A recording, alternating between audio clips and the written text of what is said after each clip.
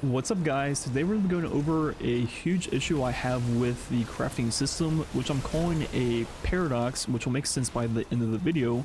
And ever since Witch Queen came out with the crafting system, there's just been something that's been preventing me from wanting to grind the content, and I just couldn't really figure out what it was, but I think I finally did, and that is going to be what this video is about. And before we get into what that is, a quick word from today's video sponsor. This video was sponsored by War Thunder.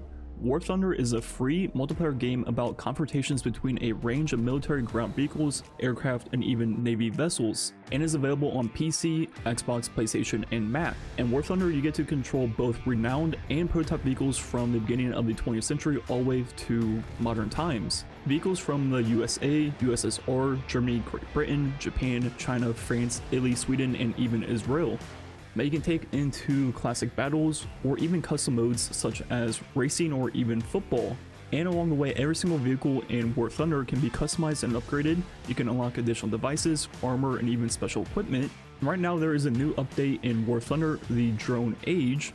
One of the main novelties in Drone Age is an iconic Soviet aircraft, the Su-25 Frogfoot, but there are also dozens of new naval and ground vehicles added to the game. Along with the new content added with this update, they have also improved visual effects. So not only is there a lot to do in War Thunder right now, it also looks amazing. There's never been a better time to join it. So if you're ready to download War Thunder for free today, go ahead and click the link in the description down below. And all new players and those who haven't entered War Thunder for 6 months or more will receive 500,000 Silver Lions, a week of renting legendary German ground vehicles, 3 premium vehicles as a gift forever, XP boosters, a week of premium account, and other bonuses. So hurry up and get all of these from the link in the description. The seasons of German gifts will soon come to an end. Once again, thanks to War Thunder for sponsoring today's video. So Destiny's 2 crafting paradox, what do I mean by that? Well, I started thinking about this a few weeks ago when I had a few more seasonal weapons to get the final patterns to craft along with the Dare's weapons. And I just couldn't really find the motivation to even get on to start the farm. And that's because I think the system just fundamentally feels wrong and just doesn't work. And the reason is to be able to craft a weapon, as you guys know, you need 5 red borders, red boxes, whatever you call it, of the weapon drop to then go craft it, right?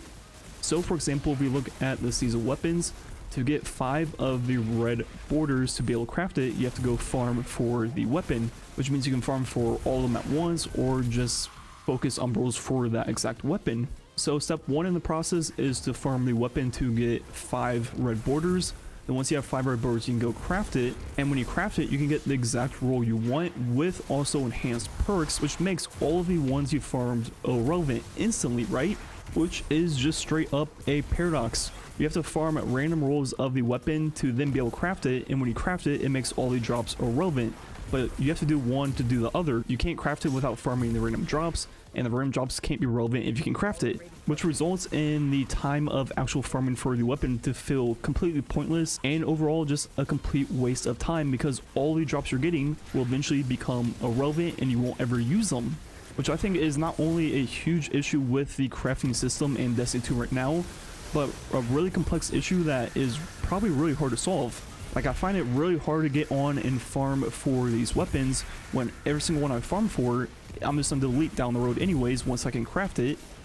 But at the same time, I realize that to be able to craft it, I have to do the farming, but it just doesn't feel good or right to not care about the loot in a looter shooter.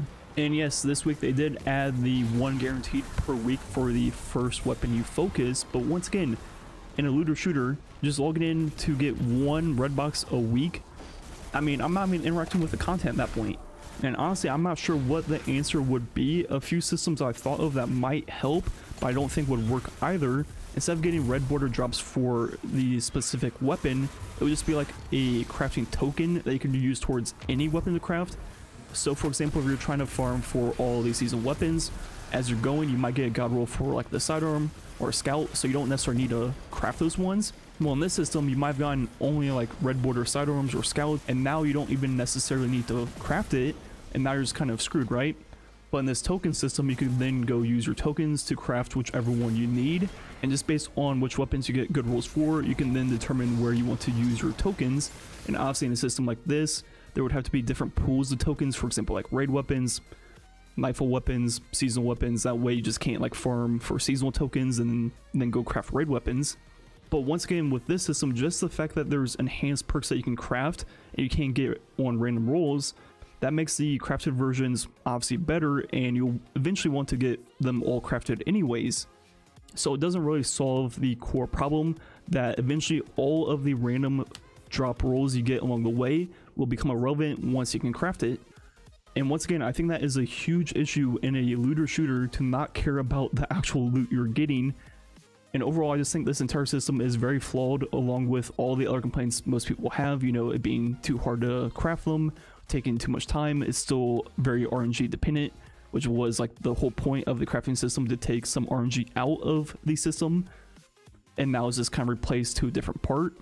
And those are all things I've heard from a lot of people, but I haven't really heard people talk about this paradox I'm talking about, where it just kind of feels bad to even take part in the system, the part of grinding out the red borders just to craft it and make all your drops relevant.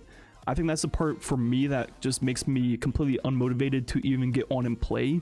And like I said, I'm not quite sure what the answer is. So yeah, I think that's gonna be it for the video. Let me know what you guys think about this down below. Is this an issue you agree with, or is there bigger problems with the crafting system, or do you think it's fine as is? Like usual, thanks for watching. I'll catch you guys next time.